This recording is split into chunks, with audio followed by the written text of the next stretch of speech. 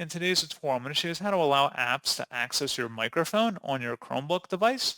So this should hopefully be a pretty straightforward process here, guys. And without further ado, let's go ahead and jump straight into it. So all you have to do is open up the launcher and search for settings. Best result, you'll come back with settings here. Go ahead and open that up. On the left side, select apps.